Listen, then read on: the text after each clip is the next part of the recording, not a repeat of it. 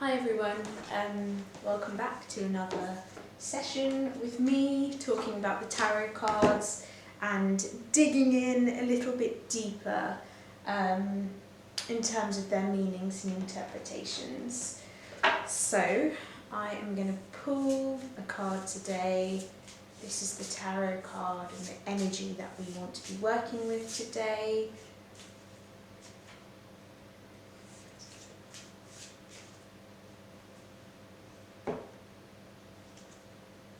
Okay, so we have the Seven of Pentacles.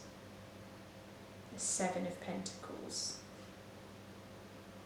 You can see there are some crops, some sort of hay bales on a field here. Okay.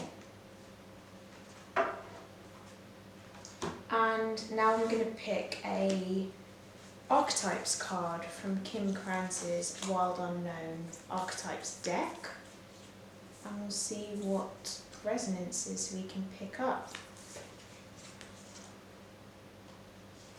And our archetype for the day is the Poet.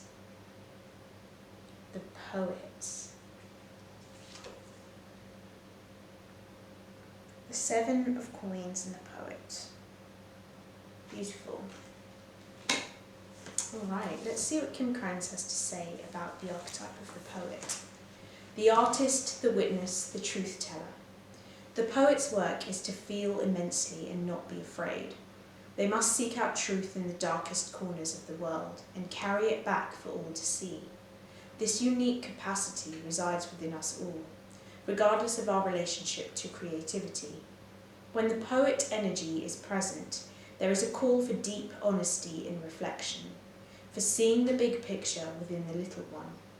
The poet rides effortlessly between the personal and the universal. It's possible that others may not seem to listen or care about the poet's work, but do not be discouraged. The words of the poet ring true for centuries to come, soothing the wounds of despair and violence that captivate our world. The poet's work is never finished. Find your voice and trust that the wind will carry it. It's likely there is a poem or poet that was meaningful to you at a young age. Revisit and reread it now. Be open to its message.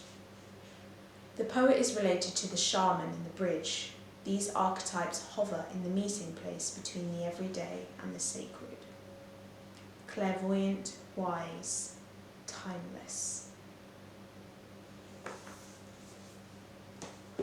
Okay, I love that description of the poet, and what really struck me about that was this idea of zooming out your perspective.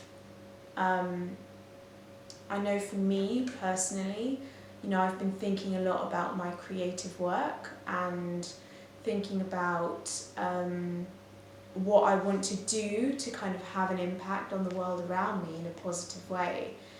And sometimes my vision of that can be very, very small, and I'm really just thinking about outcome right now. We live in a society where we're often conditioned to desire and only see the value in instant gratification. Putting a piece of work up on Instagram and getting likes for it straight away. And if we don't get the likes that we want or we think we deserve, that can bring about a feeling of worthlessness in us or low self-esteem. So often it's so much about how is the world responding to this piece of work that I'm doing right now? How is it responding to it right now? What impact am I having right now? And that's such a narrow way of understanding how your work weaves into the fabric of the world at large and the universe at large, right? The Seven of Pentacles, traditionally in the deck, is all about this idea of saving. It's, you look at this field with these bales of hay, and the farmer has gathered them all up and is leaving them there so that they can dry out. And there's this idea that you've done the work, you've put it out there, and now you're going to just let time marinate it. You're going to let time do its thing and allow something to bloom out of that or grow out of that without you having to interfere, you know. So it's almost like you're leaving something, you've done everything that you can on it, you've put your heart and soul into something, but now you need to take a step back and just let it be, you know, without worrying about how people are reacting to it right now. Because really our work, it has a much wider timeline than what we can see, you know, in terms of the short space of time that we have to be alive. You know, our work can often transcend our lives. It can go far beyond that point of instant gratification, and it can reach people in ways that we just could never imagine.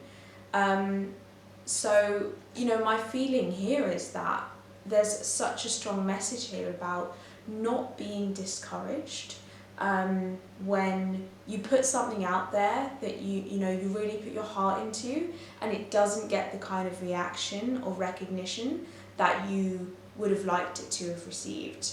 That it doesn't have any bearing on the quality of your work or the value of what you're doing.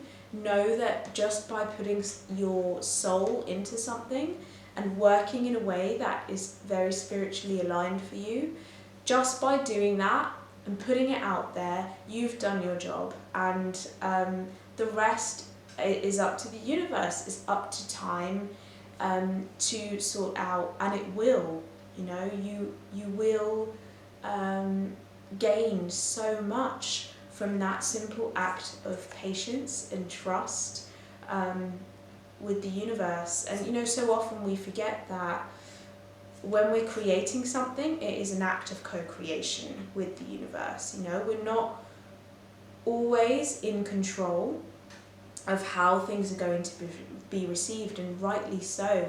You know, the more we try to hold on to something, and the more we hold on to this idea that it should be received in this way, or it should give me this outcome right now, the more likely we are to be disappointed and disillusioned. So yeah, I think some really important questions here are talking about your creative work and your relationship with the material work that you create.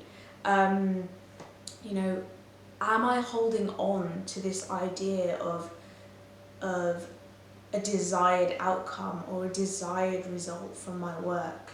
You know, am I holding on to this idea that I need recognition or appreciation from other people in order to do my work? And if that's the case, then how can I begin to let go of that a little bit?